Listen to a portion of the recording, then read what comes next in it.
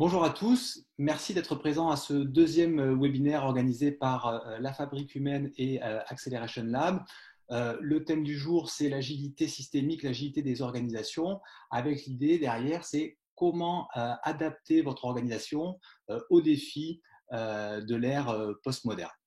Donc, ce que je vous propose, c'est que nous démarrions tout de suite. De quoi allons-nous parler? On va parler accélération de notre monde et accélération toujours plus rapide. On va parler des impacts de cette accélération et du fait que justement, chacun d'entre nous, individuellement, collectivement, on ne va pas réagir de la même façon à cette accélération-là. On va parler changement. Changement, est-ce que c'est une menace, ce changement-là? Est-ce qu'il est vraiment profond? Est-ce que c'est une opportunité pour faire différemment? Et puis, on va parler enjeux. Les enjeux avec l'idée de se dire, OK, comment faire avec ce que nous sommes? Et si j'avais la possibilité d'écrire ce, je l'écrirais CE ou CEUX, avec ce que nous sommes dans notre histoire, d'où on vient, où on veut aller, et ce, avec les personnes avec lesquelles on est en ce moment. Et donc, on va venir interroger finalement quelle est la pertinence ou l'intérêt d'avoir une mesure du présent pour pouvoir se projeter dans le futur. J'ai envie de dire des choses simples, hein, mais j'espère que vous êtes bien réveillés et que tout le monde pourra être présent, tête, cœur, corps, voilà, ensemble. Euh, je pense que vous avez maintenant tous l'habitude, mais vous ne serez pas étonné que vos micros et caméras sont effectivement éteints pour des questions de confort pour tout le monde, pour vous aussi, mais que par contre, comme vous le voyez, vous avez le chat en dessous par lequel vous pouvez, et nous vous invitons à réagir au fil de l'eau, puisque je le dirai tout à l'heure, mais voilà, on va prendre vos questions au fur et à mesure et pouvoir après les traiter avec un espace sur la fin. Il faut, juste avant de passer sur l'équipe, l'idée c'est que moi je vais faire cette présentation et puis introduire quelques éléments de contexte. Je pense pour aller 10 grosses minutes à peu près, 10-15 minutes, et puis je passerai la parole à Xavier qui viendra aussi vous présenter notre approche de diagnostic systémique d'agilité. Allez, qui nous sommes? Trois personnalités, deux entreprises et je dis, enfin voilà, une raison d'être commune. En fait, en dehors du fait que on représente assez peu de diversité en termes de genre, aujourd'hui en tout cas, sachez qu'effectivement et qu'on est à peu près trois sans cheveux à l'arrivée. L'idée, c'est qu'on s'est rassemblés d'abord sur des valeurs et sur une approche, en fait, une raison d'être commune, qui est celle en fait d'aider au développement et à la diffusion de la culture agile chez les individus, les équipes et les organisations, avec l'idée de développer une culture du juste mouvement entre finalement les interactions et ce qui se passe dans notre environnement, notre contexte, et puis la façon dont on fonctionne. Et donc, c'est à cet endroit-là qu'on va parler d'agilité, avec l'idée qu'on peut concilier en fait, et on doit réinterroger déjà la notion de performance, mais qu'on peut concilier quelque chose qui est de l'ordre de la performance et du confort. Avec, si j'avais une image à prendre, avec l'idée de dire que il y a peut-être quelque temps, certains ont appris la danse de salon et que dans la danse, il y a l'environnement, la musique, on doit s'accorder avec son partenaire. Et pour autant, un peu comme quand on est dans un mariage, si jamais le DJ ou la personne qui passe la musique change de style de musique, et on va être amené à devoir s'adapter. Alors avec plus ou moins de facilité, on en parlera, mais avec l'idée de retrouver, d'aller élargir sa zone de confort vers quelque chose de différent là-dessus. Donc c'est de ça qu'on va parler. Et voilà. Et vous avez Gérald qui est là aussi. Alors effectivement, qui a accepté aujourd'hui d'être en retrait, de prendre effectivement vos questions pour pouvoir effectivement organiser ce temps-là, ces échanges et pouvoir vous répondre. Je vous commande pas ce slide-là, mais il y a cette phrase que j'aime bien, qui avait été qui avait été donné par Xavier, qui était de dire, ben, voilà, dans notre façon de concevoir la chose, c'est on n'est pas anti-technologie. La technologie, c'est bien quelque chose avec lequel il faut faire, c'est l'objet, et pour autant, on va rester sur quelque chose sur l'humain et le sujet. Voilà. Xavier, je te laisse. Oui, me présenter? Ouais, Oui. exactement. Bonjour tout le monde. Je suis heureux d'être parmi vous aujourd'hui.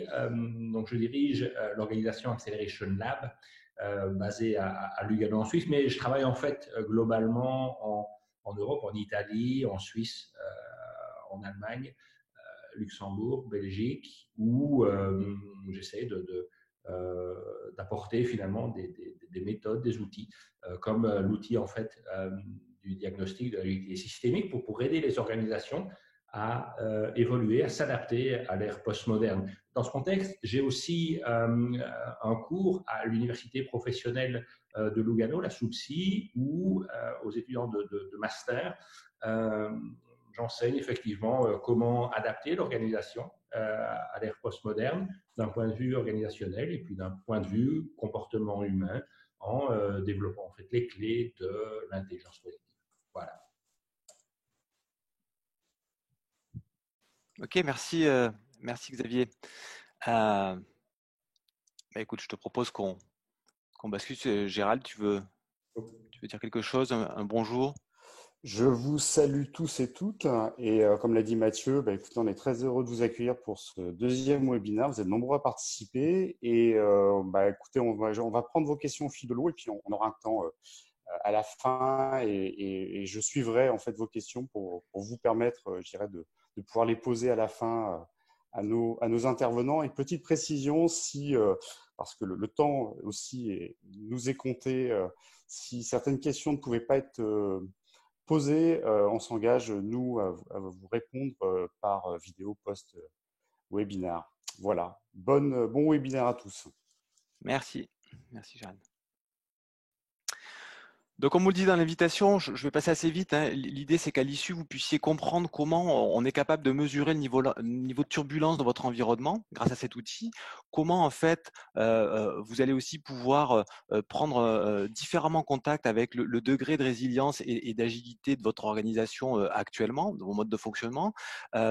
D'identifier du coup ses atouts, ses forces et puis éventuellement les points qui grattent le plus et qu'il faudrait peut-être traiter en premier, puis pour pouvoir en fait disposer d'un GPS et vraiment agir sur les actions qui vous paraissent le plus importantes, voilà, collectivement. Hein, l'idée, c'est que, on le verra, c'est un outil, un support après d'intelligence collective.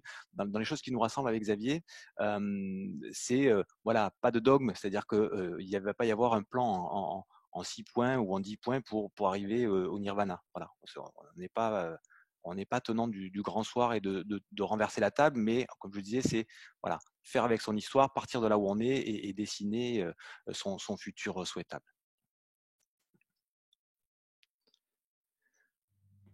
Je disais qu'on allait parler d'accélération. Je crois que de plus en plus de personnes on va dire, ont entendu ce terme VUCA ou VUCA en anglais pour décrire ce qui est devenu notre contexte, notre environnement. Donc quelque chose, environnement qui est volatile, qui peut varier très vite et d'intensité très forte, qui est incertain, c'est-à-dire qu'on n'a plus l'ensemble des informations en temps réel pour pouvoir préjuger d'un avenir certain et plutôt lointain, complexe parce que extrêmement interrelié et que il est difficile parfois d'apercevoir l'ensemble de ces interrelations et ambigu parce que finalement, même en regardant un même objet, une même organisation, un même sujet, on n'est pas tous sûrs d'avoir à l'arrivée la même définition. Hein.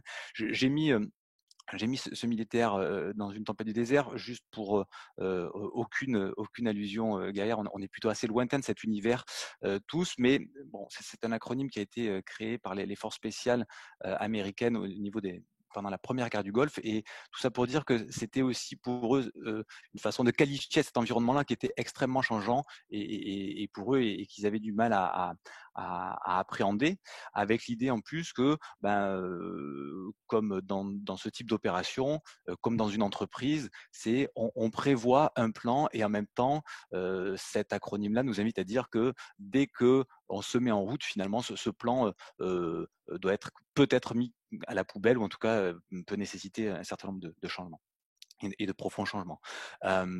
L'idée, c'est que je veux bien que tu restes sur celui-là.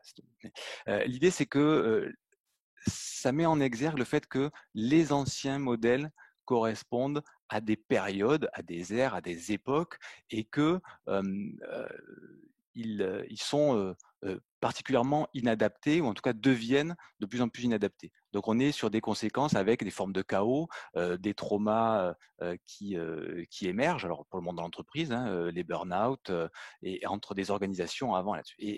Et on parlait de résilience à un moment dans l'introduction, et la résilience, Xavier reviendra un petit peu à l'introduction, mais elle vient à deux endroits. Il y a deux façons d'aborder la résilience. Il y a une résilience qui est plutôt psychoclinique et recherche, qui est de dire c'est finalement la reprise d'un nouveau développement après un traumatisme. Donc là, on est plutôt en aval. Le traumatisme a eu lieu et je vais essayer de les réparer et de faire en sorte de pouvoir avoir un nouveau développement le plus rapidement possible. Et il y a la version effectivement un peu plus militaire, dont parle aussi Bril Cyrulnik, qui est de dire pour les professions, notamment les militaires, qui savent qu'ils vont au-devant, qu'ils ont une activité traumatique, donc à l'épreuve du feu, peut-être des blessures, peut-être la mort.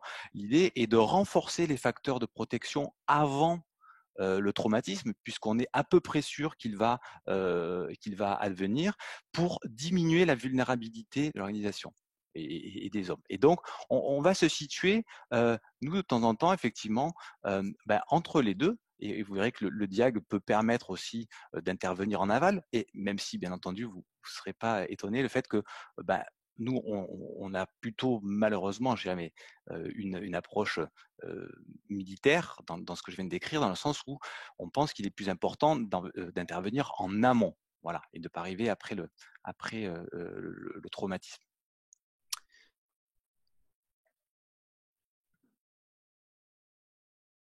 Je disais tout à l'heure que finalement, on ne peut pas décorréler, il est impossible de décorréler nos modes de fonctionnement, nos croyances, nos cultures de l'ère, de la période dans laquelle ils s'inscrivent. On voit bien deux univers différents, donc début du siècle et fin du siècle. Entre ces deux parties de la présentation, il y a 90 ans, le Fordisme début 1900, et puis le manifeste agile, l'agilité dans l'informatique à partir des débuts des années 90 avec la rédaction du manifeste en début 2000. Encore une fois, impossible de dissocier tout ce qui organise le travail aussi de la culture et de ces périodes-là. Et pour autant, entre ces deux périodes-là et la période déjà là qui est la nôtre aujourd'hui, on va noter en fait 5 ruptures majeures qui font que le changement aujourd'hui, en dehors d'être permanent, il y a un changement de paradigme profond dont on entend parler depuis quelques temps. Ces 5 ruptures majeures, c'est les ressources. Aujourd'hui, on a une planète qui a de moins en moins de ressources et pour autant, il y a toujours un besoin ou une extraction de ressources exponentielle. Donc là, il y a une vraie rupture à effectuer. Il y a des ruptures technologiques. On était à gauche sur le Fordisme plutôt sur un modèle de domination technologique mécanique, là où on va être sur un modèle de domination de technologie numérique. Il y a une rupture au niveau des organisations. L'organisation pyramidale issue de la période de début du siècle et aujourd'hui qui n'est plus du tout opérante. Et donc on parle plutôt d'organisation neuronale, on essaie d'interroger ces différents types d'organisations, libérées, libérantes, holacratiques, etc. Mais en tout cas qui font que la pyramide ne répond plus aux besoins et au contexte que l'on vit, une rupture socio-économique, du modèle financiaro-industriel à gauche avec une production de masse pour tirer les prix vers le bas et inonder le marché de consommation de biens et notre époque où on interroge plutôt la possession pour basculer vers les usages, ou être est plus important que d'avoir. Et voilà, ce changement est fort là-dessus. Et puis la dernière rupture, c'est le projet collectif de vie, où finalement, à un moment donné, l'émancipation, je dirais le développement individuel centré sur soi a été finalement une forme un petit peu alors de règles, je ne sais pas si je peux dire ça, mais en tout cas d'objectifs, avec aujourd'hui quelque chose qui est plutôt de l'ordre aussi de la performance globale, de la raison d'être, de mon impact sur le monde, de la prise en compte de ces parties prenantes et plus uniquement de choses qui sont uniquement tournées vers soi. Hein.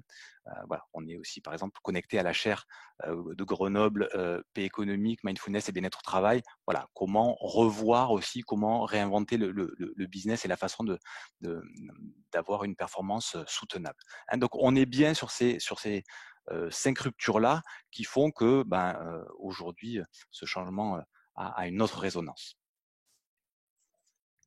Xavier, je te laisse changer si tu veux bien.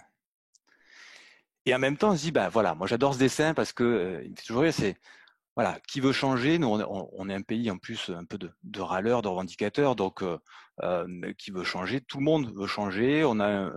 On sait faire part de notre insatisfaction assez facilement. Et pour autant, voilà, une fois qu'on se demande mais qui veut vraiment changer? Il y a parfois aussi un peu moins de personnes. Hein, donc qu'est-ce que ça veut dire? Et dans les constats qu'on fait avec Gérald et Xavier, c'est pour moi il y a aussi cette friction entre ce que j'appelle le temps court et le temps long. Le temps court, en tout cas l'accélération fulgurante, le monde qui a changé, qui change très vite et toujours plus vite. Il n'y a pas si longtemps que ça, on avait les téléphones portables et puis maintenant on parle de la 5G, une rupture technologique tous les 18 mois alors qu'avant elle était au moins tous les 5 ans. Et ce temps long qui est le temps humain, voilà, le temps des repères, le temps de la construction, le temps des modèles, des pratiques, et sur lequel finalement on a du mal à agir de concert. En tout cas. Et donc aujourd'hui, on s'aperçoit qu'avec les anciens modèles, face à cette accélération, on a finalement de moins en moins de performance, en tout cas elle est remise en cause, et de plus en plus d'inconfort, voire de souffrance. Et moi, je reprendrai quelques éléments là-dessus, sur qu'est-ce qui nous fait changer. Et finalement, on change que quand c'est inéluctable. Voilà, quand c'est inéluctable. C'est pour ça que je parlais des 5 ruptures, parce que je pense que, et nous pensons que nous sommes arrivés à un moment donné où c'est vraiment inéluctable. Et on change soit par choix, quand c'est inéluctable. Quand j'ai décidé de devenir papa, par exemple, là-dessus, oui, bien sûr que c'est un choix, que ça avait du sens. Je me suis engagé dans ce changement. Pour autant, voilà, on verra que ça a entraîné aussi d'autres questions, d'autres peurs, d'autres croyances. Vais-je être à la hauteur? Donc, mais c'était un choix volontaire. Et en même temps, on change aussi quand on est contraint. Voilà. Je fais pas un dessin sur quelle était la place du télétravail avant la crise du Covid, et aujourd'hui finalement, et toutes les résistances qui étaient pour mettre en place là, souvent d'ailleurs de la part de l'employeur, hein, pas que, mais sur mais comment je vais contrôler, est-ce que les gens vont vraiment travailler, et finalement voilà, en 15 jours, la plupart des organisations se sont mises en route pour mettre en place le télétravail, et je crois qu'aujourd'hui, voilà, c'est quelque chose qui va avoir un avant et un après. Donc il y a cette idée-là de comment concilier cette accélération avec les changements de comportement de temps court et de temps long. J'en profite du coup pour faire le lien et passer la parole maintenant à Xavier pour dire, mais Xavier, finalement, pourquoi on ne change pas plus vite? Et pourquoi on a tendance à faire toujours plus de la même chose, même voilà, face à cette accélération et cet inconfort? Merci Mathieu. Et donc, effectivement, poser la question du pourquoi, c'est finalement regarder le monde dans son ensemble, regarder le système en fait dans son ensemble pour quelque part essayer de mieux percevoir en fait les différentes relations qui sont entre ces différents éléments. Et donc, je vous propose voilà, d'utiliser la pensée systémique pour essayer d'illustrer le pourquoi. Est-ce que c'est compliqué de changer? Pourquoi est-ce que nos organisations, fondamentalement, ont ces difficultés à se mettre en marche. Et j'utilise dans la pratique de développement en fait, de l'agilité en entreprise cette approche de la pensée systémique pour justement documenter les problèmes. Et ce que je partage avec vous ici, c'est quelque chose qui est régulièrement en fait, rencontré et j'imagine qui pourra sans doute résonner avec vous. Donc, le premier point, c'est, comme l'a dit Mathieu, on est face à l'accélération des cycles de production. Le temps est toujours moins, donc on a ce temps court, mais le temps pour le changement est donc ce temps long. Avec cette accélération des cycles de production produit par cet environnement globalisé, par cette vicabilité, si vous me permettez le néologisme, on va avoir en fait sur notre activité de plus en plus de choses urgentes à faire. On est dans une certaine pratique, on a certaines habitudes, les choses accélèrent, donc naturellement, qu'est-ce qu'on fait? On essaie en fait de pédaler simplement, plus rapidement, sans pouvoir en fait changer de rapport. Et ce qui se passe, plus j'ai des choses urgentes qui vont arriver sur mon bureau, plus je vais en fait me mettre en mouvement et je vais agir quelque part dans l'urgence. Et donc, si on regarde le rapport, plus d'accélération, on va faire en sorte que j'ai plus de choses urgentes à faire, et donc, plus j'agis dans l'urgence, moins j'aurai en fait des choses à faire. Et on voit donc cette boucle d'équilibre qui fait en sorte que le fait d'agir dans l'urgence fait en sorte que j'ai moins de choses urgentes à faire. Et ça semble effectivement fonctionner, c'est parfaitement logique. La difficulté, c'est qu'effectivement, si on garde la métaphore du vélo, plus je vais pédaler, si je n'arrive pas à changer de rapport, ben plus je vais devoir pédaler rapidement.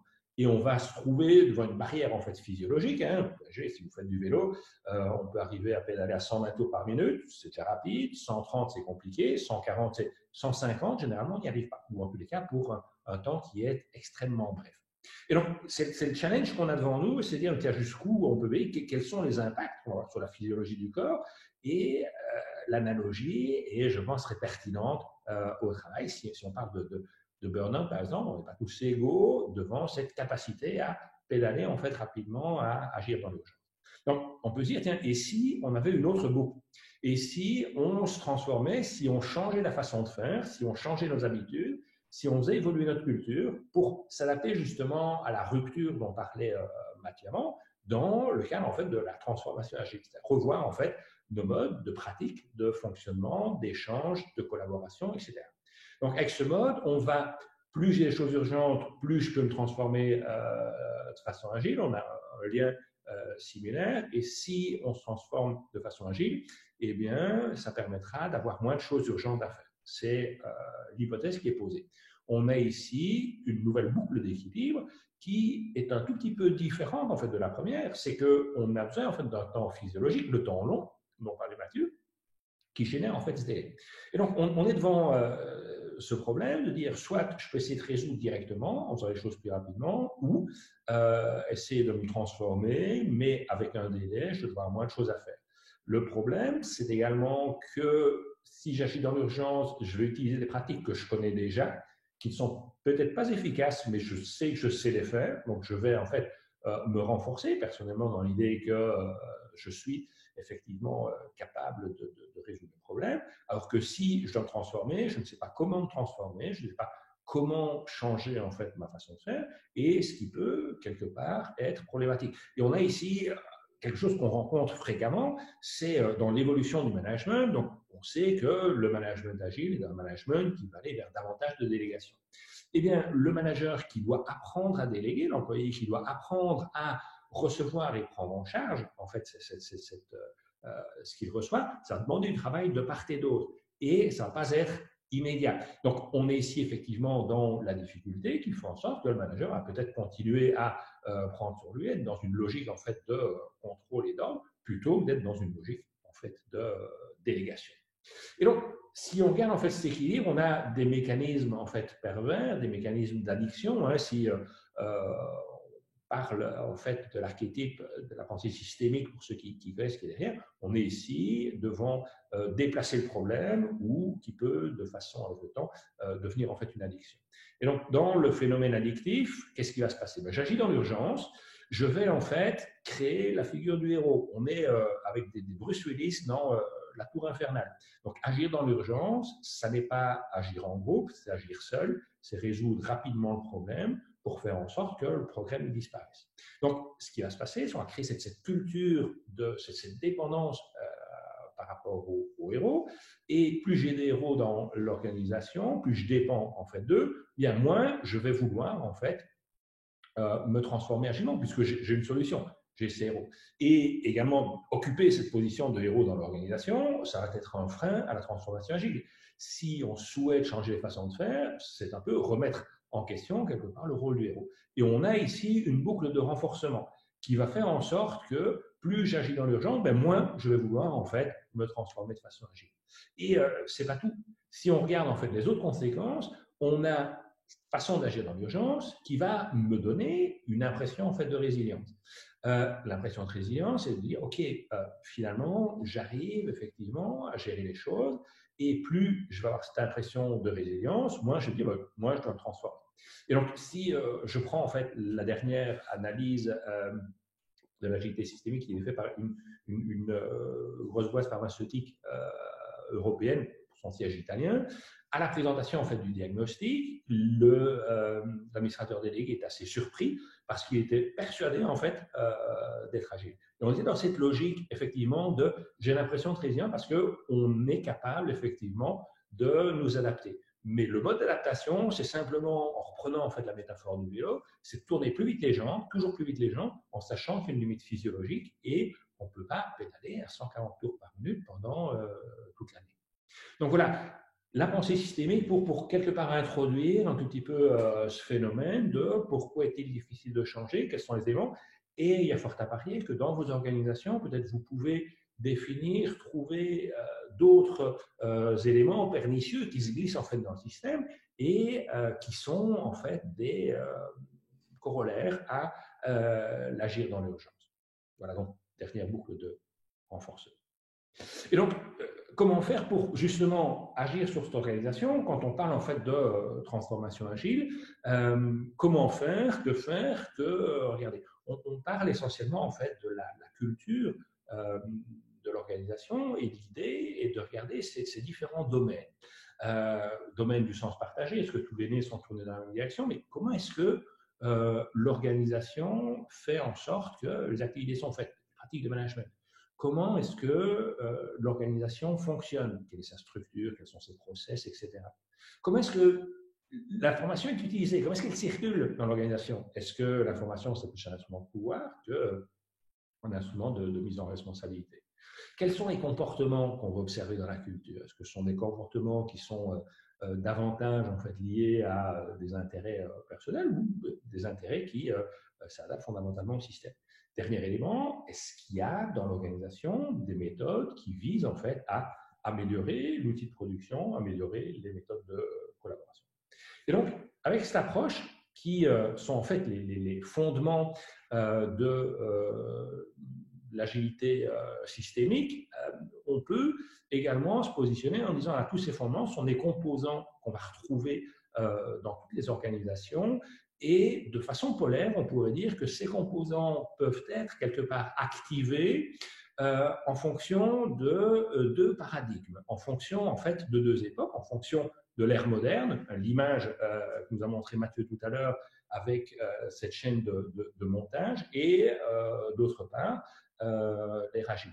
Donc on pourrait se dire, soit les pratiques du sens commun, de management, d'organisation, d'information, etc., sont davantage, en fait, appartiennent davantage, répondent davantage à une logique industrielle. On va parler de best practice, par exemple, on va parler de standardisation, on va parler de rendement de capitaux propres, on va parler d'économie d'échelle, ou bien ces pratiques vont davantage tendre à l'ère postmoderne, où on va en fait être davantage dans le paradigme de l'agilité, dans une décentralisation, l'utilisation du groupe pour développer cette qualité émergente qui est l'intelligence collective, d'être dans l'innovation, dans l'adaptabilité, dans la performance globale, dans l'expérimentation, puisque le monde postmoderne est VUCA, le monde moderne n'est pas VUCA, on est davantage en fait dans la certitude.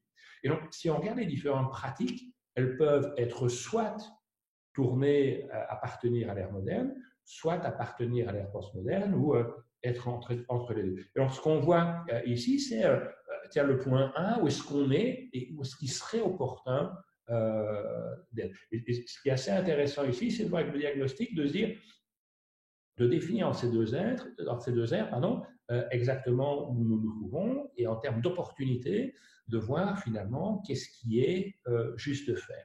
Et je lisais pas plus tard qu'avant-hier un article sur une boîte de conseil informatique suisse, Neuchâtel, qui, il y a maintenant quelques années, avait fait son, si vous me permettez l'expression, son coming out en se déclarant entreprise libérée, en démontant complètement toute la structure de management et en donnant la responsabilité, en distribuant fondamentalement la responsabilité à tous, qui a, ici peu, refait son coming in en disant, effectivement, l'entreprise libérée est quelque chose qui a déstabilisé pas mal de personnes et on a décidé de remettre de la structure. Et donc, ce qui montre en fait qu'entre ces deux pôles, le pôle moderne et le pôle postmoderne, on peut naviguer, on peut faire des choix et s'adapter finalement, trouver la juste mesure entre ces deux airs, et c'est peut-être en fait la solution, c'est la solution que nous préconisons avec le développement de l'agilité systémique, c'est s'équilibrer en fait par rapport à son environnement.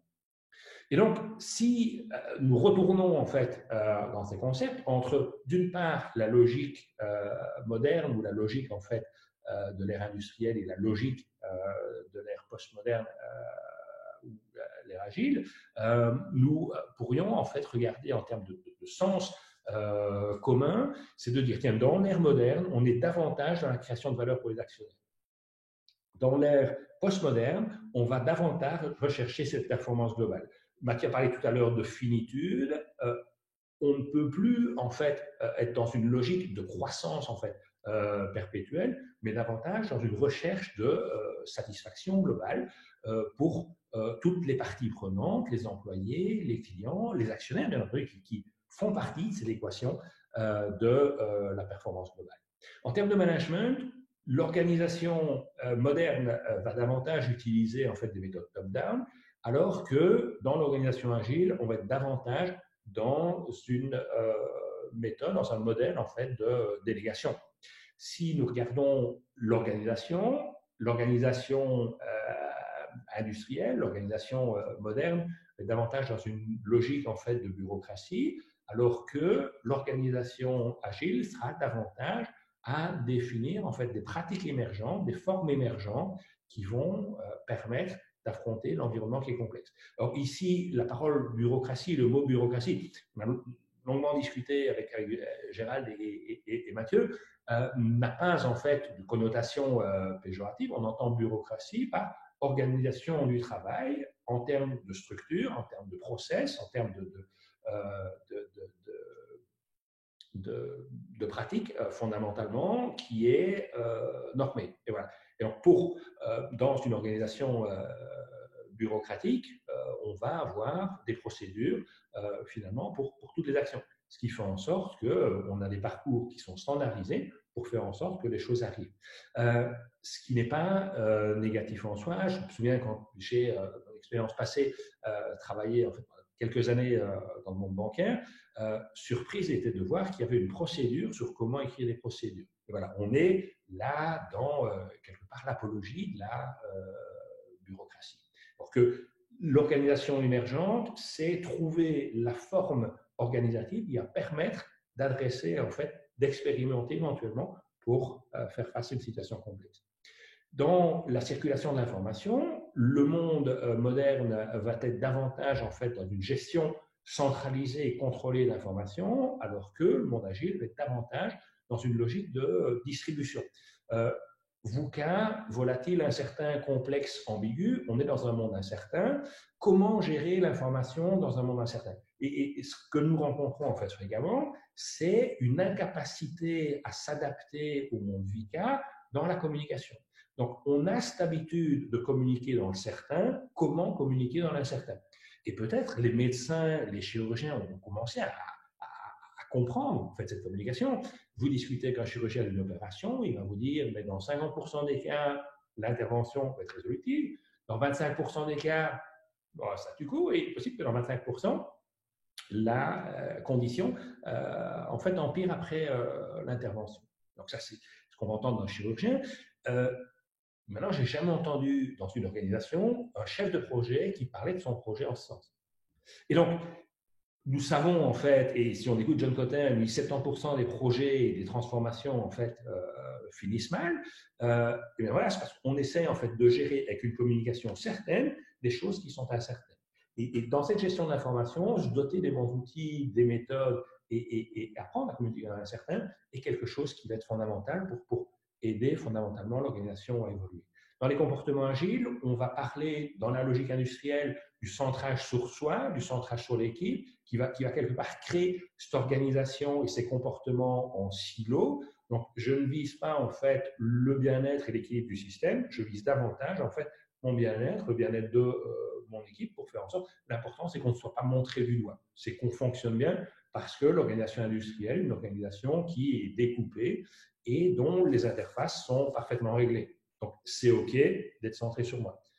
Dans une organisation agile, on a plus de découpage, on a davantage d'attention pour les parties prenantes et donc le centrage sur le système devient dans les comportements une condition de succès qui va également aider à créer cette condition émergente qui est l'intelligence collective par le biais de ces comportements agiles centrés sur le système. Alors, il y a un point important sur ces comportements, ça a nécessité pour chacun des acteurs de connaître clairement en fait ses limites.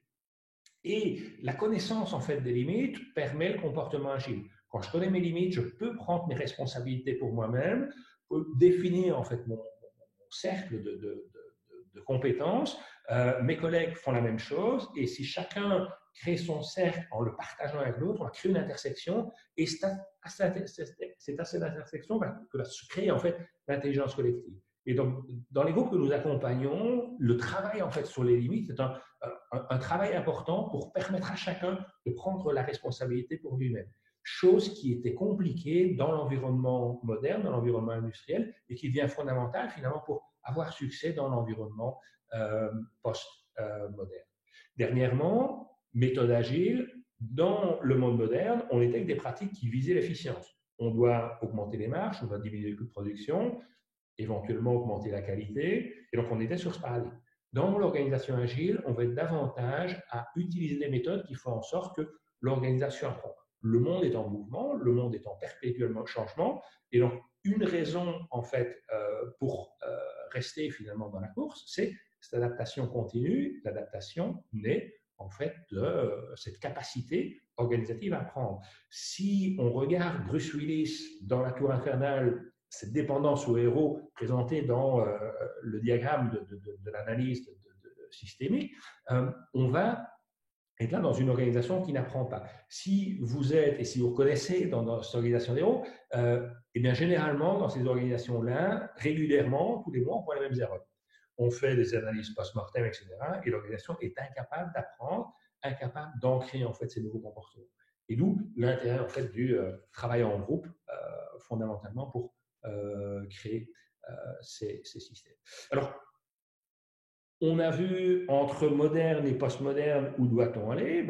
L'idée en fait développée dans l'agilité systémique, c'est de dire trouvons en fait le juste équilibre entre d'un côté la viabilité de l'environnement et d'autre part l'activation des différents domaines. Alors, on pourrait imaginer 3 cas de figure. Le premier, c'est de dire nous n'activons pas suffisamment nos domaines. Okay, donc, on est trop du côté de l'ère industrielle. On a un environnement qui est beaucoup plus vital et fondamentalement, on a un déséquilibre. Stress, friction, on va altérer la performance globale et surtout, on va créer une dette organisationnelle. Alors, des signaux de cette dette organisationnelle vont être burn-out, par exemple, tension, problème de qualité, problème de relation avec les clients et tension de différents types. On pourrait imaginer également d'avoir en fait une suractivation de ces différents domaines qui va donner en fait un crédit d'agilité et qui va permettre de gérer les situations fondamentalement à venir. Dans les différentes analyses de l'agilité qui ont été faites jusqu'à présent, ce que nous avons observé, c'est que la plupart des organisations, des grandes organisations, sont en sous-activation. Seules les petites unités peuvent être en suractivation. En tous les cas, dans l'échantillon qui a été mesuré, avec lequel nous avons travaillé jusqu'à présent. Et enfin, si on veut parler de résilience, et pour se connecter également à ce que disait Mathieu tout à l'heure, c'est l'activation pondérée, c'est la résilience. Donc, on parle de résilience, est-ce que résilience égale agilité? Ça va dépendre. Ça va dépendre. On peut arriver en fait à quelque part créer cet équilibre en offrant en fait des mécanismes de résistance, en arrivant à tourner plus vite les jambes, si on prend la métaphore du vélo, ou bien en activant fondamentalement ces comportements agiles. Donc même dans une organisation d'équilibre, peut être intéressant de revoir en fait les comportements, développer les comportements agiles pour faire en sorte que l'organisation puisse évoluer. Et donc, si on en vient maintenant au diagnostic de l'agilité, c'est mesurer quelque part la vicabilité du contexte, combien le contexte est-il turbulent d'un côté, et de voir pour chacun des domaines quelle est l'activation qu'on va observer fondamentalement et comment l'activation de ces domaines contraste, permet de maintenir sous contrôle la vicabilité de l'environnement. Alors, une organisation qui pour nous est agile systémiquement, c'est dire que l'hexagone qui va être créé par l'activation des différents domaines contraste est égal ou supérieur en fait à la vicabilité de l'environnement. Donc on voit dans ce cas-ci, ce n'est pas le scénario. Donc on est dans une organisation qui a un sens partagé très important, des pratiques de management, des pratiques organisationnelles, gestion de l'information et des comportements agiles qui sont sous-développés. Donc on est ici dans une organisation qui va avoir un format un peu de type start-up, si on veut, avec des gens qui travaillent de façon individuelle, peu d'intelligence, peu ou pas d'intelligence collective, et quelque part qui va cultiver le culte du héros, donc qui correspond à ce que nous avons vu en fait dans le schéma systémique, en montrant effectivement que tout le monde, la plupart des gens ont ce sens partagé important, ce sens de l'organisation, sont prêts à mouiller leur chemise, mais ont des difficultés fondamentalement à travailler ensemble. Et donc, activer en fait chaque domaine avec justesse, c'est-à-dire contraster quelque part la vicabilité de son environnement, va permettre de tenir donc cet environnement sous contrôle tout en obtenant une performance globale. Et c'est un premier intérêt de l'agilité systémique, c'est de comprendre où est-ce qu'on est, quelle est la vicabilité de notre environnement, comment la faire évoluer. Et donc, cette vicabilité va bien entendu dépendre d'une organisation à l'autre, d'un contexte à l'autre, en fonction d'une série de paramètres qui sont analysés durant en fait cet assessment qui est un assessment en ligne. Alors, Xavier, tu me permets de t'interrompre une seconde?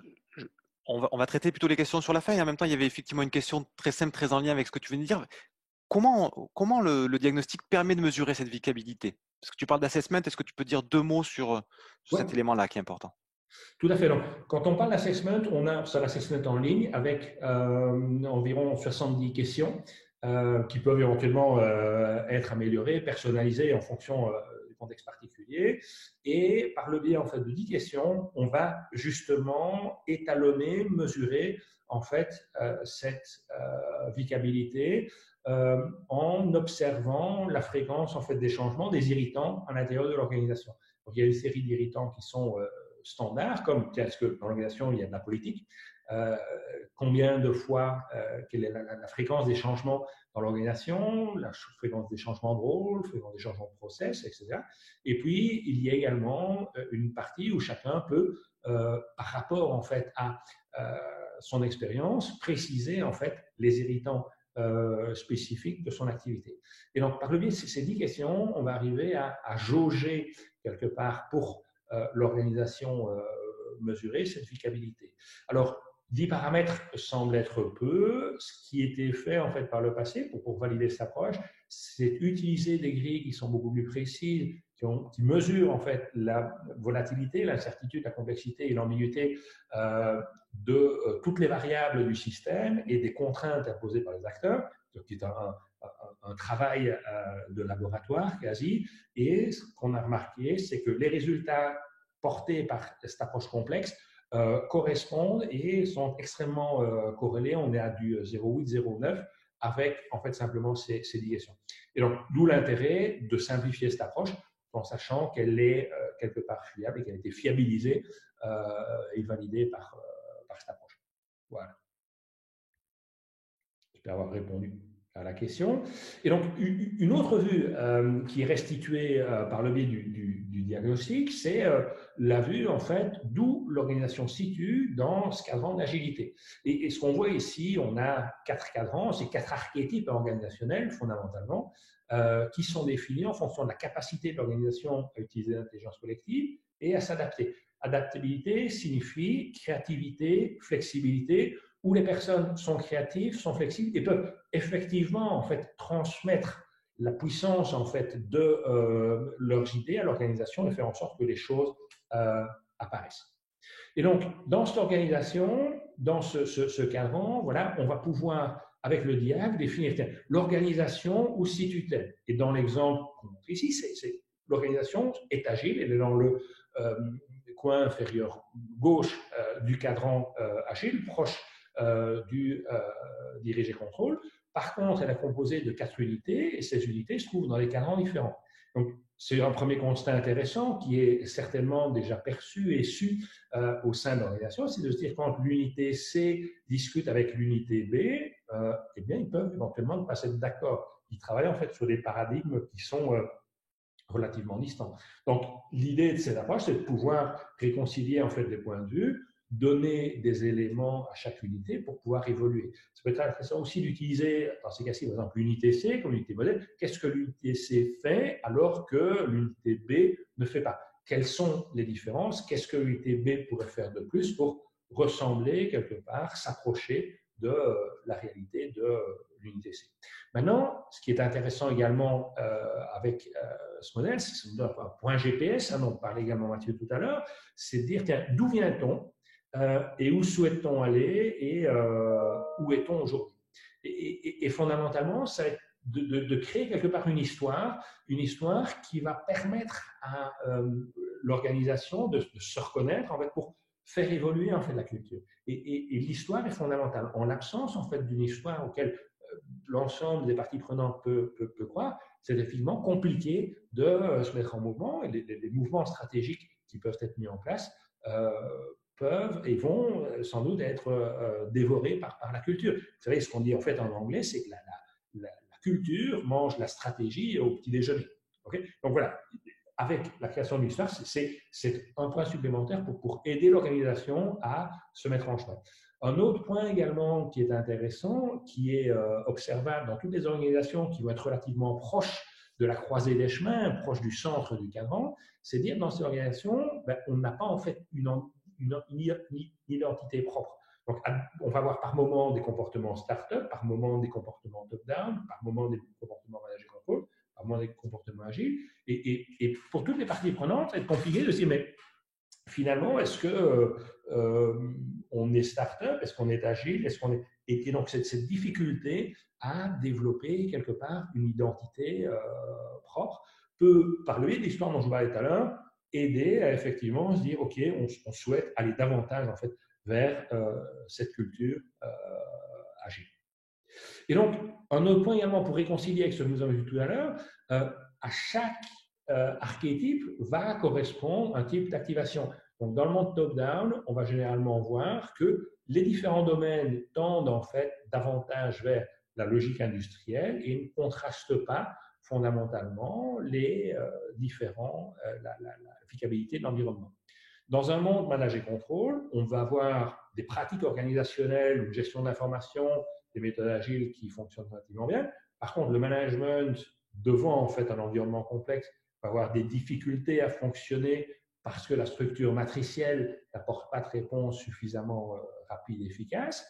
Le fait de diluer par le biais de réunions dans lesquelles on ne va pas vraiment décider enlève quelque part ce sens commun et les comportements agiles, effectivement, tendent à disparaître. Dans l'organisation startup, c'est un tout petit peu la présentation que je vous montrais au slide précédent. Donc, on a un sens commun important et les autres domaines sont moins développés. Et dans l'environnement agile, ben voilà, on va être davantage dans une logique, dans un hexagone régulier qui contraste la vicabilité du contexte. Comme on est en fait dans un environnement, une analyse en fait systémique, ce qu'on remarque, c'est que généralement les hexagones sont dans les structures, on va dire en équilibre. On a un hexagone qui est relativement régulier Et lorsque l'hexagone n'est pas régulier, mais ça signifie en fait qu'il y a un dysfonctionnement, on va dire, un déséquilibre important qui est noté et qui a donc cet impact sur l'ensemble du système. Voilà. Donc, construire des histoires pour aider l'organisation à évoluer, c'est ce que permet le diagnostic de l'agilité. Et donc, la radiographie complète qui mesure l'agilité, voilà, je partage avec vous quelques planches qui sortent du rapport. Ça me donnait quelques anecdotes, retours sur l'expérience qui ont été faites. Et voilà, donc dans ce cas-ci, on a en fait une série d'indicateurs qui sortent en fait du rapport. Un indicateur, est-ce que l'organisation est capable d'apprendre? Est-ce que l'organisation est transparente dans sa communication? Est-ce que l'organisation est capable d'innover? Est-ce que l'organisation a un client focus? Dans ce contexte, pour cette organisation, on est à 50% plus ou moins sur tous les indicateurs. Et à la demande, mais est-ce que c'est bien, c'est pas bien? Voilà, le point, c'est de dire, c'est une fois sur deux, ça marche. Et une fois sur deux, ça ne marche pas. Est-ce que c'est suffisant? Et là, d'imaginer en fait un futur meilleur si on gagnait 10% sur chacun des indicateurs. Comment serait le monde? Et c'est de pouvoir en fait imaginer comment serait le monde, imaginer un futur désirable et voir qu'est-ce qui pourrait être fait pour gagner quelque part et grappiller quelques pourcents sur ces indicateurs. Pour chacun des domaines, on a toute une série de questions. En fait, on a 10 questions principales qui vont permettre de jauger chacun des domaines. Parce qu'ici, le sens commun.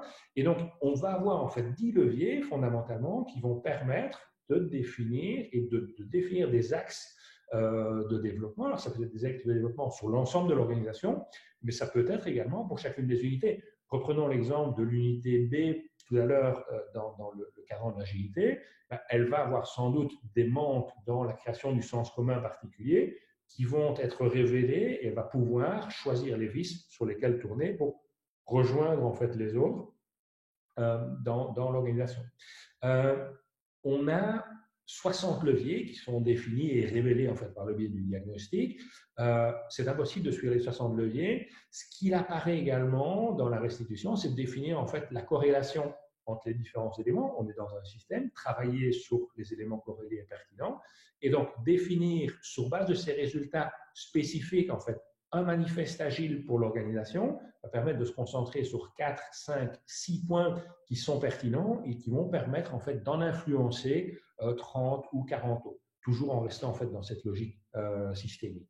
On a la possibilité de voir également quels sont les leviers qui sont les plus activés, les leviers les moins activés. L'idée de l'approche, c'est construire en fait sur les talents. C'est pas pointer le doigt sur ce qui ne va pas.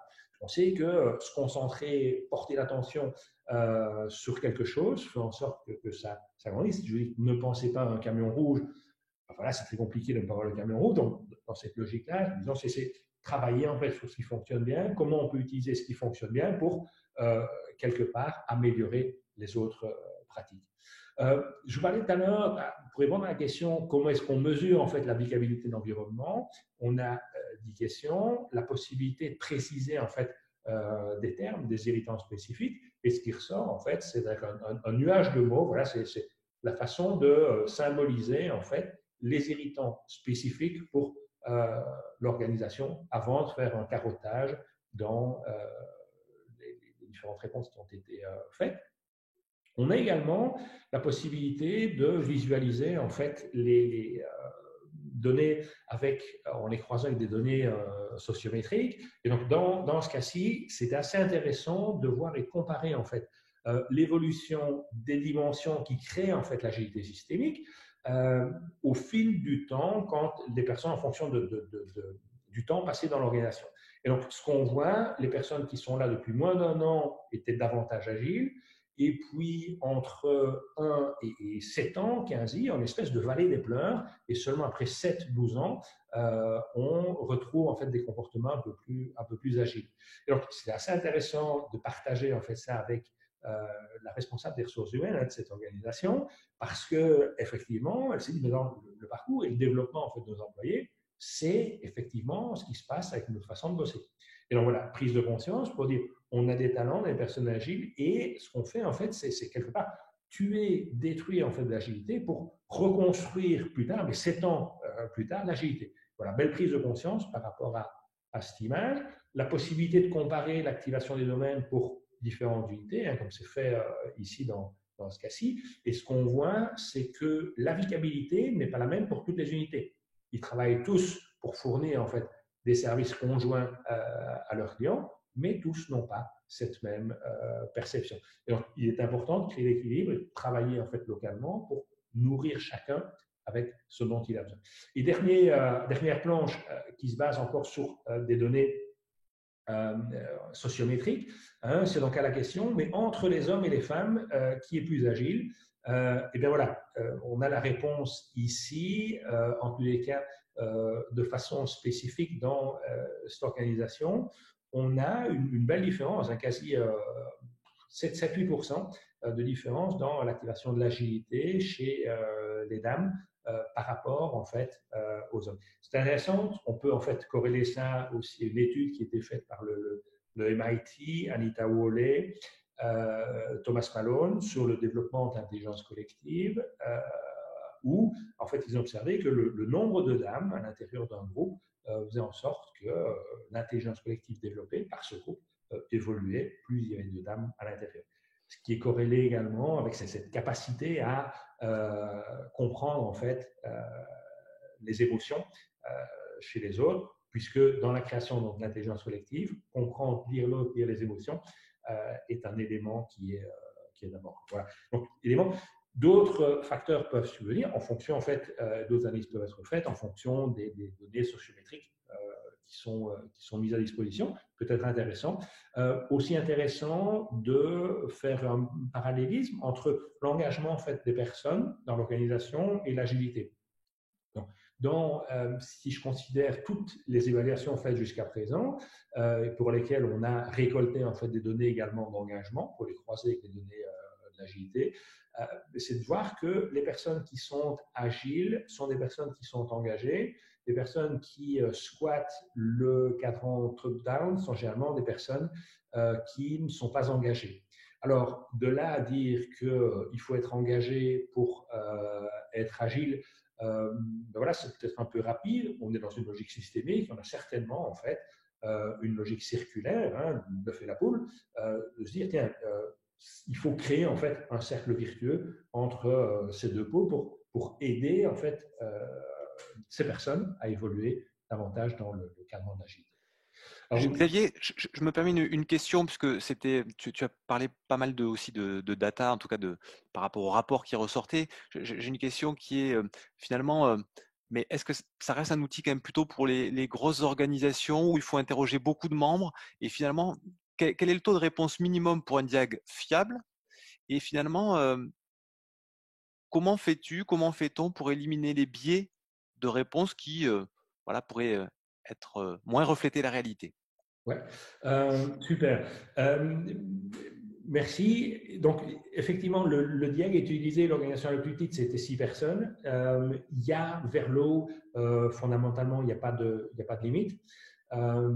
Donc, dans les données en fait, qui vont être consolidées, ce qu'on va observer, c'est qu'on a également, et on le voit peut-être mal ici sur le slide, on a également la dispersion des données.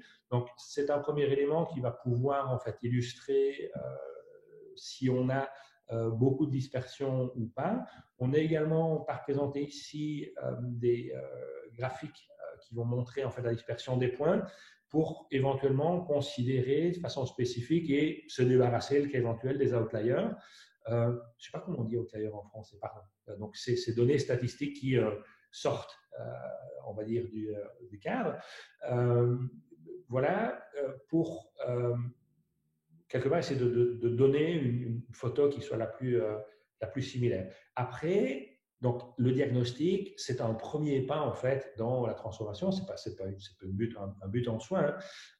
Et l'idée, lors du partage en fait du diagnostic, c'est un petit peu comme si on avait fait des photos de la famille, des photos de l'organisation, et on partage l'album en vérifiant qu'effectivement ça correspond à un ressenti et on a bien fait les photos de la bonne famille. Donc, si, une métaphore que j'aime bien, c'est voilà, je photographie la famille et puis on voit il y a un gros chien au milieu et la famille n'aime pas les chiens, là on a un problème avec le diag. C'est jamais arrivé jusqu'à présent et donc on a toujours retrouvé une certaine adhérence en fait au résultats. Donc, on a des données qui sont quantitative, hein, puisqu'on reporte en fait des pourcentages, on est relativement précis. Donc, on va utiliser également dans l'approche statistique la définition des marges d'erreur, etc.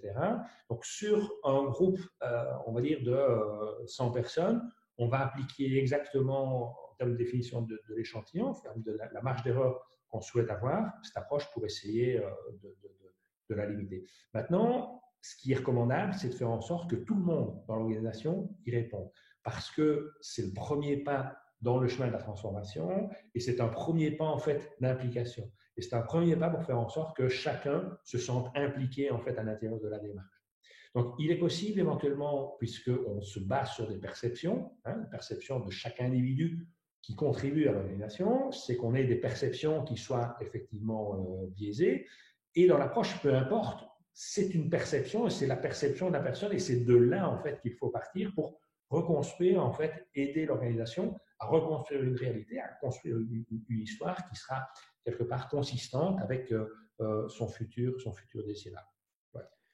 Super, merci Xavier pour ce retour. On a effectivement, il nous reste 12 minutes avec quelques questions. Voilà, c'était juste pour te donner cette indication de temps. Ouais. Merci. Donc, merci Mathieu. En termes de bénéfices, je passerai en fait ces bénéfices dans la mesure où on s'est restauré quelque part l'équilibre, permettre à tout le monde dans l'organisation, mais aux fournisseurs également, mais aux clients, de redevenir confortable en fait dans l'inconfortable.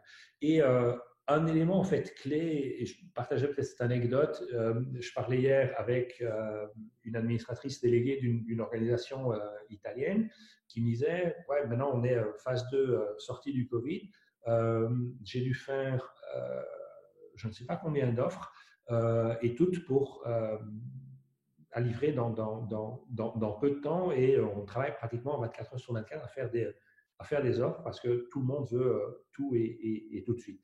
Donc là, on est dans une logique en fait de l'agile. Ça peut permettre en fait l'agilité, l'intégration en fait des fournisseurs et des clients dans la chaîne de montage.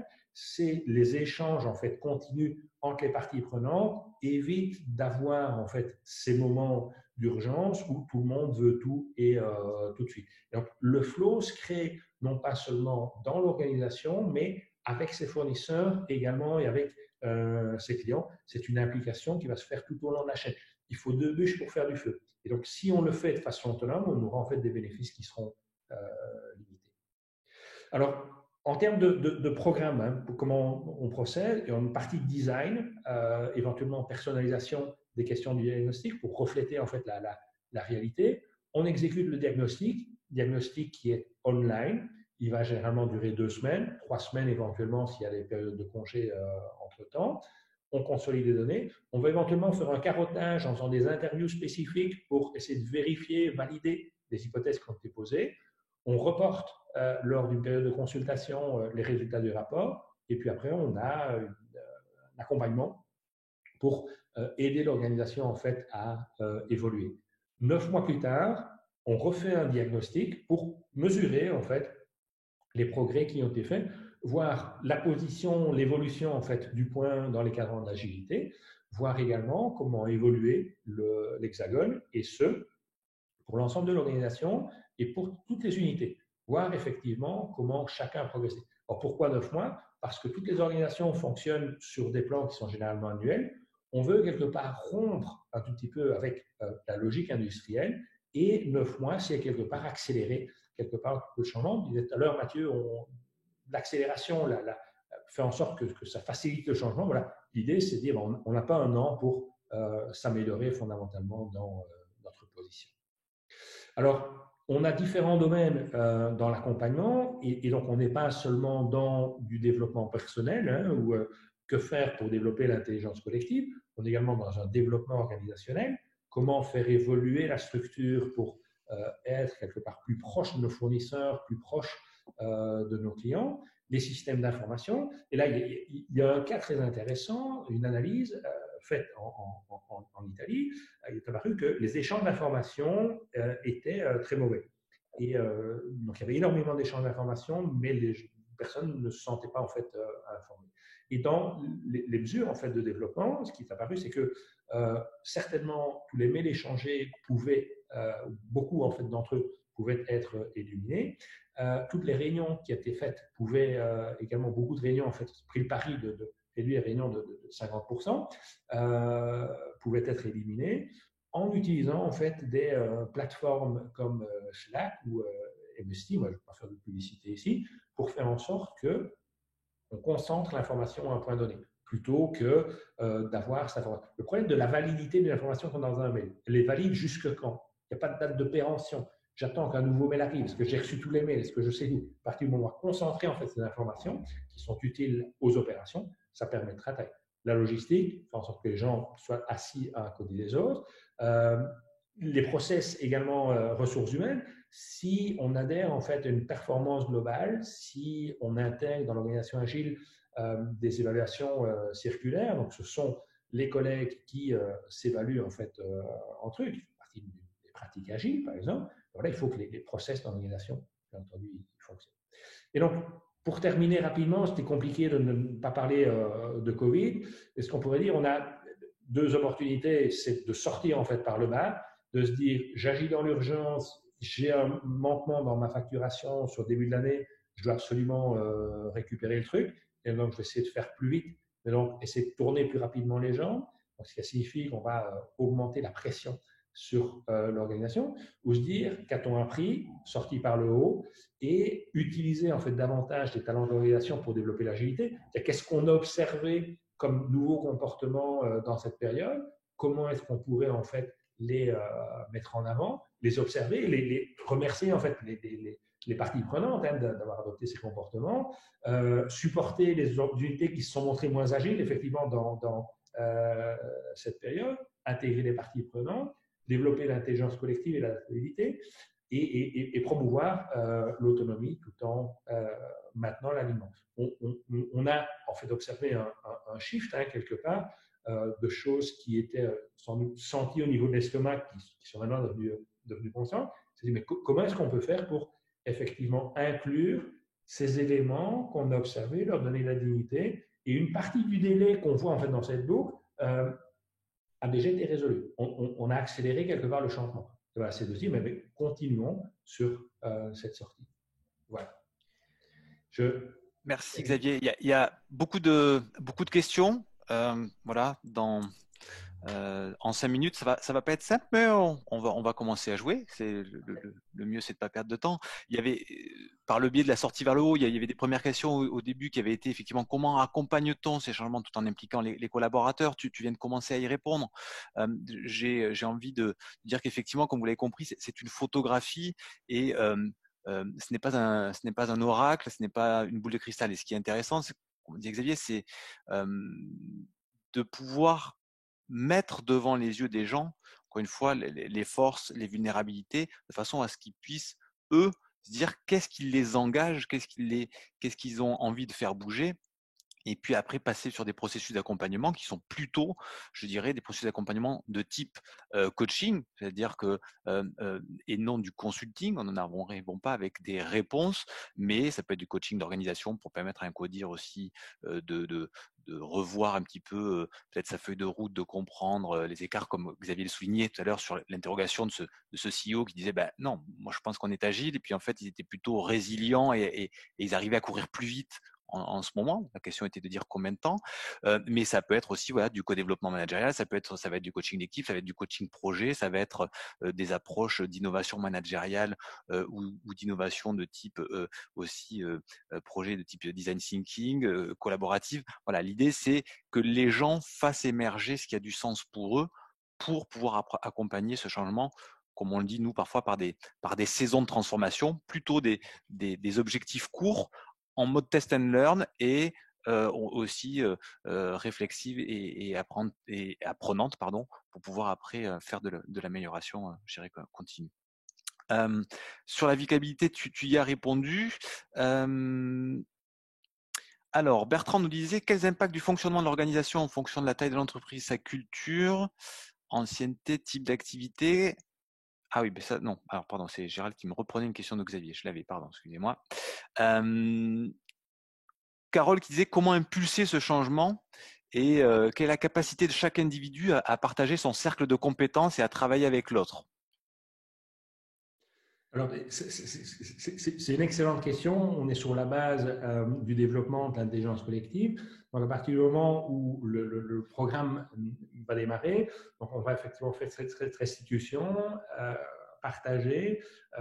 Le coaching de groupe démarre et il faut effectivement, on a besoin de deux bûches pour faire du feu. Et il faudra que chaque individu, avec ses compétences, progressivement se mette en mouvement. Et donc, on ne peut pas respirer à la place des gens. Et ce qu'on observe, c'est qu'il y a des premiers adopteurs dans l'organisation, puis ça fait quelque part un peu tache d'huile, et progressivement, les différentes personnes vont se joindre. Il est tout à fait possible d'avoir des personnes qui ne se reconnaissent pas dans l'organisation et de dire que tout le monde va rester dans l'organisation. Je pense que c'est peut-être illusoire, et il y a peut-être des gens qui ne supporteront pas le changement, qui décideront de quelque part s'en aller. Le changement et donc les transformations radicales agiles, si on regarde, je parlais tout à l'heure de implémenter l'évaluation circulaire. Donc, c'est plus le manager qui va évaluer en fait les collaborateurs, ce sont les personnes qui s'évaluent entre elles. Ça demande effectivement une connaissance et une capacité à prendre ses responsabilités pour éviter en fait la complaisance et faire en sorte que ça marche bien. Généralement, ce genre en fait d'évaluation est beaucoup moins permissif que les évaluations qui sont mises en place par le manager. Lorsque les personnes prennent leurs responsabilités, s'il y a un membre dans l'équipe qui essaie de la jouer à l'envers, il va être généralement éliminé, en fait, exclu du cercle des collègues. Donc, c'est un astringent, on va dire, qui va aider les personnes à adhérer ou sinon à partir d'elles-mêmes parce qu'elles ne se reconnaîtront pas finalement dans l'organisation. Oui, d'où la remarque de Carole qui fait écho à ce que tu dis, de l'utilisation aussi de la déviance positive qui existe dans les organisations de certains groupes. Il y a des articles récemment qui disaient voilà, on a besoin d'1% de l'organisation pour initier le changement. On a toujours effectivement les early adopters et effectivement, je pense que c'est important aussi d'avoir en tête qu'on n'a pas besoin de 100% de l'organisation acquise pour pouvoir impulser quelque chose. Mais et du coup, il y avait une autre question qui était de dire mais finalement, y a-t-il un moment idéal et à quel moment idéal faudrait-il faire le diag? Alors, c'est une bonne question. Le problème, c'est que l'organisation est toujours à trouver dans son trimestre et n'a jamais le temps de le faire. Donc, voilà, c'est un point, c'est un point commun. Je pense, et ce qui était intéressant dans les différents cas, c'est en prenant le cas, par exemple, de la dernière analyse que j'ai faite en Italie. Donc, l'organisation est proche d'un spin-off avec la maison mère, elle doit se préparer et donc lâche cette partie d'organisation hors du groupe. Voilà, c'est en amont en fait d'un changement important, ça peut être intéressant. En aval d'un changement également, ça peut être intéressant pour comprendre où on est. Dans le cas d'intégration, également, c'est super intéressant de voir en fait, et donc on va merger, intégrer en fait deux organisations qui ont des cultures différentes. Ça va permettre de mesurer la culture agile et de prendre le meilleur de chacune avec des données quantitatives pour faire en sorte en fait que on n'ait pas le plus petit commun dénominateur, mais davantage le plus grand commun multiple dans l'intégration. Ouais. Alors, je vais être frustré moi-même et peut-être frustrer les gens parce que du coup, on est toujours aussi, nous, envie de pousser un peu ce bon moment et en même temps de respecter des choses qu'on fait. Donc, il y en a peut-être certains d'entre vous qui commencent à dire qu'ils ont besoin de partir. Donc, c'est OK. Je voudrais après quand même inviter ceux qui ont envie peut-être à pousser 5 minutes, mais vous remercier de votre attention à toutes et à tous pour ceux qui nous font des petits signes. Il y aura effectivement, en fonction de la qualité de l'enregistrement, mais il devrait y avoir la possibilité de mettre en replay. Donc, n'hésitez pas à nous contacter. Directement Mathieu Mazera, La Fabrique Humaine ou Gérald Falquiero, La Fabrique Humaine pour pour le périmètre France. Et puis, voilà, on fera le lien et on pourra vous apporter des informations complémentaires, puisqu'il y avait notamment voilà, d'autres questions, mais et je vais peut-être basculer sur une question, si tu veux bien, Xavier, quand même, qui me paraît intéressante pour ceux qui ont la possibilité de rester, puisque Sophie nous demandait, mais ok, j'ai bien compris l'intérêt a priori sur une organisation, et est-ce que finalement ce type d'analyse est transposable pour un secteur d'activité? Voilà. Est-ce qu'on peut finalement diagnostiquer le degré d'agilité des acteurs d'un secteur pour envisager une nouvelle façon de voir les choses, par exemple? Absolument. Donc, on est dans une approche quelque part qui se veut expérimentale, puisque c'est la première fois que l'organisation va faire le diagnostic. Dans cette première phase, ça peut être intéressant de commencer sur un secteur plus restreint pour effectivement créer une expérience positive et pour ensuite pouvoir évoluer et faire tache d'huile quelque part dans le reste de l'organisation. Ça va permettre également de faire les premières expériences localement, apprendre et éviter éventuellement de faire des choses qui sont qui puissent avoir des impacts ou créer en fait des messages négatifs sur le gros de l'organisation. La complexité appelle à l'expérimentation, donc ça peut être une approche. Également, on a cet assessment global, donc qui peut être fait simplement sur un secteur. Donc, taille la petite, comme je disais tout à l'heure, on a des groupes qui peuvent être relativement petits. Il y a une autre approche également qui se base sur les mêmes domaines, où on ne mesure pas en fait la applicabilité de l'environnement, mais on aide en fait les managers à voir en fait comment ils s'intègrent dans l'agilité systémique. Et donc on a un assessment 360 manager agile qui va mesurer en fait l'agilité du manager par cette approche 360. Et le slogan de l'approche, c'est de dire transformons l'organisation un manager à la fois, qui peut être également une autre formule, on va dire, moins intrusive pour mettre en contact l'organisation avec l'agilité systémique et avec la transformation, et en mettant à disposition des outils, des leviers pour pouvoir évoluer par rapport à ces temps volatiles, incertains, complexes. Ok, merci. J'espère que ça répond à votre question. Écoute, je vois beaucoup de remerciements et moins de questions là-dessus. Ben, je propose effectivement de clore ce webinaire. Merci pour ceux qui auront accepté de passer avec nous, et vous êtes nombreux ces 5 minutes supplémentaires. J'ai envie personnellement de vous souhaiter allez, je vais me remettre vite fait à l'image pour que on se voit, mais que vous puissiez passer un très bon 8 mai. J'espère que vous aurez bien la possibilité de décrocher. Merci encore à Xavier. Nous sommes très fiers de t'avoir comme partenaire pour la France, voilà, pour un partenariat qui a du sens. Comme on l'a dit, avec Xavier, du coup, ça nous permet de couvrir le territoire européen autour de cette approche-là. N'hésitez pas en fait à revenir vers nous. À nous poser les questions que vous souhaitez. Vous avez effectivement les éléments là qui s'affichent à l'écran. Et puis, voilà, si vous avez besoin d'un peu plus de questions sur vos propres organisations, on est à votre disposition. Merci Gérald pour les relais et le chat, la gestion du chat. Et puis, voilà, merci François. Vous allez peut-être découvrir un nom que je n'ai pas prononcé dans les heures, dans les jours qui viennent là, sur un petit résumé. Voilà, notez bien ce nom, François Delahaye, et vous verrez le clin d'œil apparaître dans quelques jours. Merci à vous, à très bientôt et passez un bon jeudi.